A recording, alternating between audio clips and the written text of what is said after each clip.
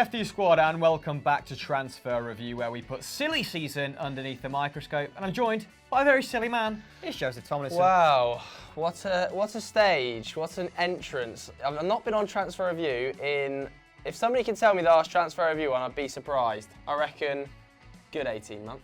Well, Van Straten's gone home early to pick up a suit. Wow. Absolute ethic. So Joe has stepped in, and our first rumour is Everton to Arsenal. What a headline.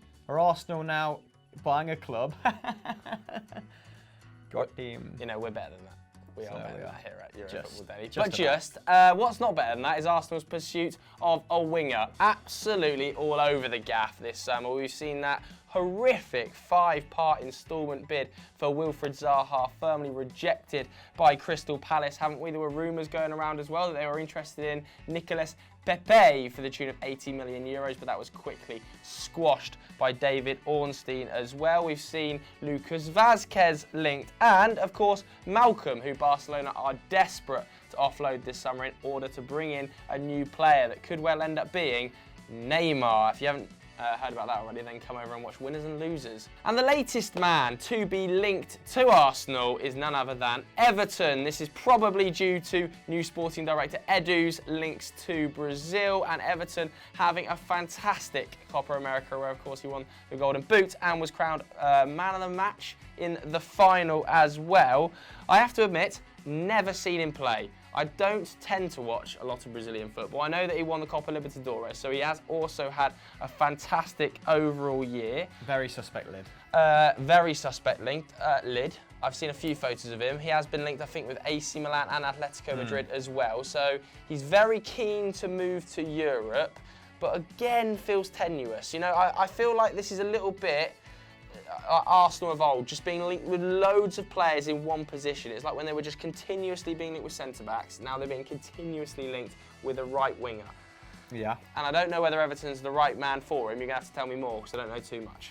Yeah, it has been a problematic area for them for quite some time, that right-hand side. But like you've said, they've been linked with a host of forwards, but with different profiles. Yeah. So Zaha, who's very much a dribbler. You've got Malcolm, who's more of a creator and, you know, a shot taker. Vazquez from Real Madrid is a workhorse. His actual attacking output was fairly minimal last campaign, but, you know, 2 or 3 years ago it was very good in terms of key passes as well. And Nicolas Pepe did a bit of everything, didn't he? But principally a goal scorer. Everton, if you've not watched him, you know, I'm sure a lot of YouTube compilations were created around the Copa America. Rightly so, like Joe said, had a very good tournament. Fast, skillful, normally features off the left, but a little bit like Richarlison, feels more like a striker in waiting for us when you take a look at those numbers. So he's averaged a goal involvement every 151 minutes in league play over the last 3 seasons. That's impressive. But only has 7 assists in that time. That's crazy. So yeah, numbers aren't exactly profiling like a winger at the moment. That's the point we're making. So his standout stats are his dribbles, over 3 per 90, and shots inside the box, actually, that's over 2 per 90, despite that wide position, suggesting he is a massive fan of cutting in. But under 1 key pass in the Brazilian Serie A, which doesn't exactly bode well for Arsenal, who are looking for a chief creator. Where does he fit when Aubameyang and Lacazette are up top? This guy's not a creator. He's clearly a goal scorer.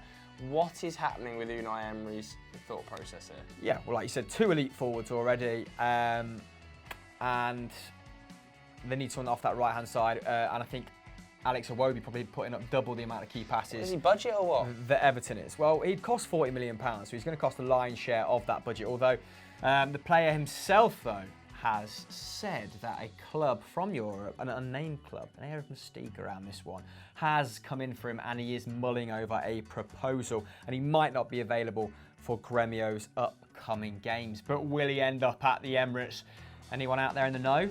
Let us know in the comments below. And Arsenal fans, would you welcome this signing? I know you'd you'd welcome any signing at this point probably. But Everton, £40 million, the lion's share budget. Vote in the poll, yes or no, please. Moving on to Abdou Diallo now, because he's apparently on his way to PSG, which would be one of the oddest moves of the summer if it goes through at 32 million euros, given that Dortmund only bought him for 28 million euros over a year ago. Don't really understand this one at all. Seems like an absolute snip given some of the transfer fees that have been banded around for players like Harry Maguire and Lewis Dunk over the past 7 days. To let him go at 23 and replace him with Mats Hummels, I know that you've got Akanji there, I know you've got Zagadou, but just seems like a totally bizarre move to me. Obviously made his name out of Ligue 1 with Monaco and at Mainz, where he was pretty much the standout player for them. Arsenal were very interested, weren't they, before he eventually ended up at Borussia Dortmund. 28 million euros. I think at the time he was the second most expensive signing in the club's history. He is versatile. Play at a back three, can play at a back four, can play on the left-hand side, of course. So you can see why Tuchel would want him, but why Dortmund would want to sell him, I don't get. Yes, in this instance, Joseph, I'm completely with you. Borussia Dortmund's loss would be a huge gain for PSG, especially as they've needed depth, they've needed cover at fullback for quite some time. And if they're able to bring in Rafael Guerreiro, of course, Diallo's former teammate, and Diallo in one summer, that would be outstanding because they can play anywhere, well, not anywhere along that back four. Diallo can. Guerreiro plays in central midfield as well, doesn't he? Or CDM, giving Tuchel a lot more options. He can plug various gaps with Diallo. 38 games across all competitions last season, so like you said, meaningful minutes. He would be a big loss for Borussia Dortmund. A third of those come in at fullback, just to back up the points I made earlier. Exceptionally fast and skillful, 1.5 completed dribbles per 90. That is a rarity across top centre-backs in Europe. You say worrying. You say worrying. I mean, 1.5 is about the same as Leroy Sané. Yeah. So, just for a point of comparison. You say worryingly, but he's actually got the highest tackle completion percentage at the club. Better than Akanji, marginally better than Zagadou. He's also a very strong passer, so 5 accurate long balls with a better pass accuracy than Leonardo Bonucci, who's always our go-to for the long distributor, isn't he? Him or Toby Alderweireld, we literally wheel them out in every single script.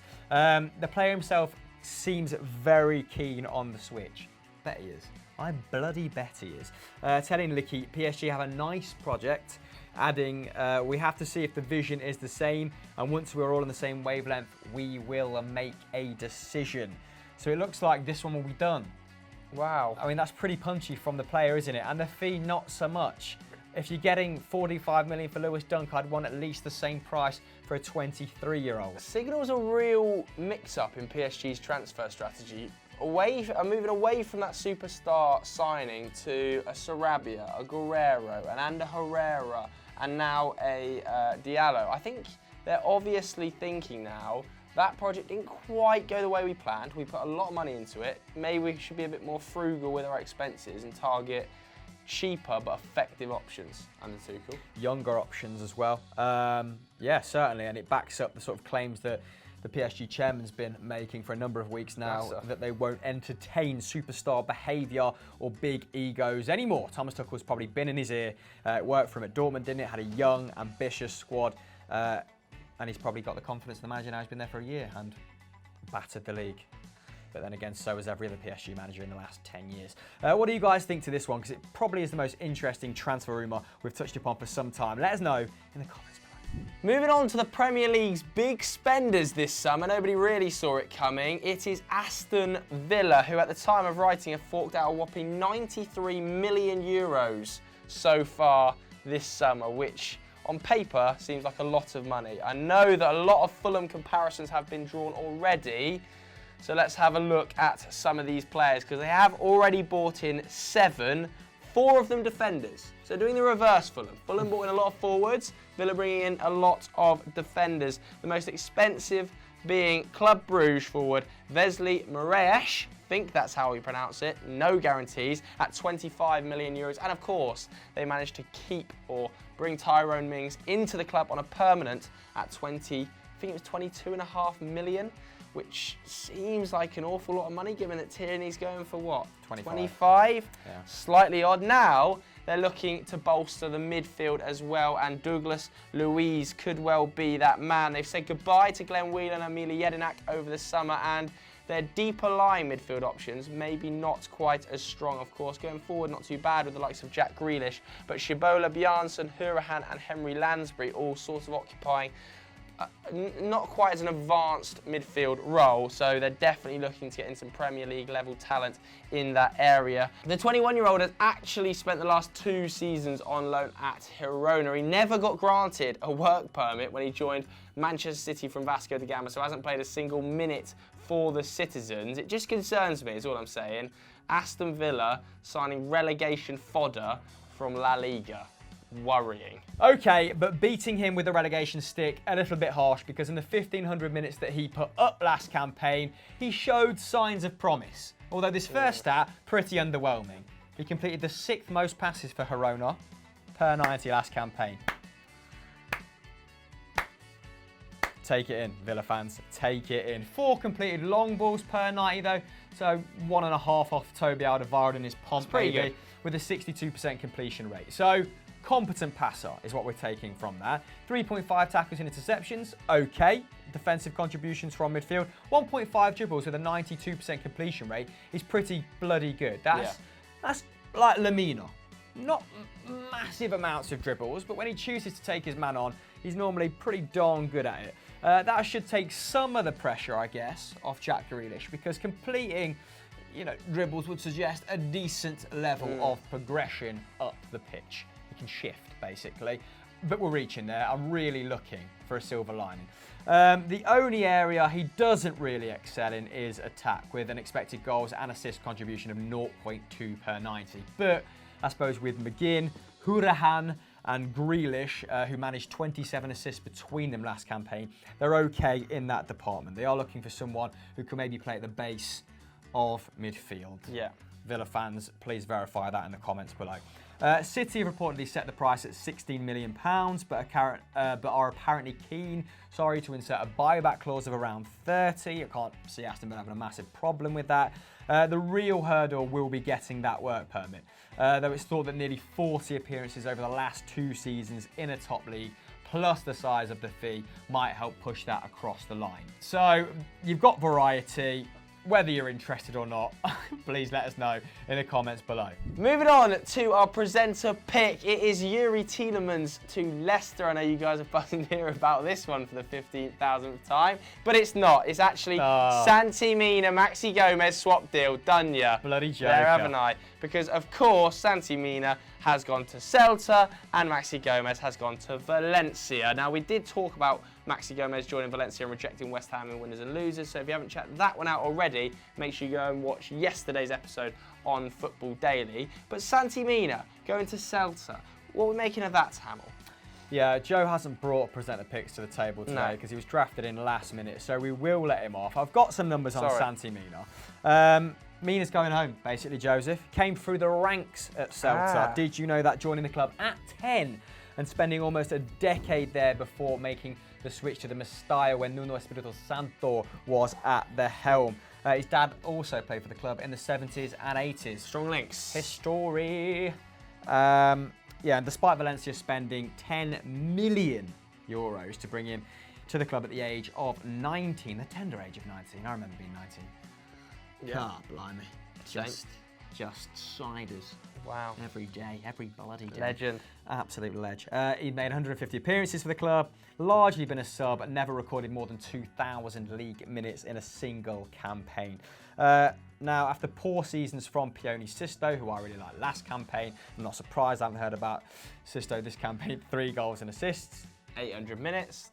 Yep, absolutely terrible. And Sofiane Boufal, who can take on everyone and your nan, but can't finish. 6 goals and assists in 2,100 minutes. Celta will be hoping that Santi Mina can, take some of the pressure off Iago Aspas, can fill the gaping void left by their man, Maxi Gomez. I have to use every fibre of my body not to say Maxi Rodriguez every single time, who played for Liverpool about 10 years ago. Yeah. I know, terrible he was as well. So not the best presenter picks this week. You have to be forgiving on us because we're going to make up for it later on this week with some belting Pato. Belting content. Blame Pato. He thrown us under the bus here to pick up a suit. We didn't have a clue what was going on. He goes, I've got to go pick up a suit, boys, you're on. Cheers, Pat. The postman always delivers. So guys, that is transfer review for another week. Have we missed any interesting wheeling and dealing from across the globe? Not just Europe. Remember Football Mundial? No, me neither. Let us know in the comments below. Joe, anything else? Why not come over to Football Daily and watch today's 11? I've got a clue what the title is, but I'm sure it's a steamboat of a watch. I actually did the VO. How was it? 300 degrees in the VO booth. Can't remember a single thing. Blacked out. So, bye.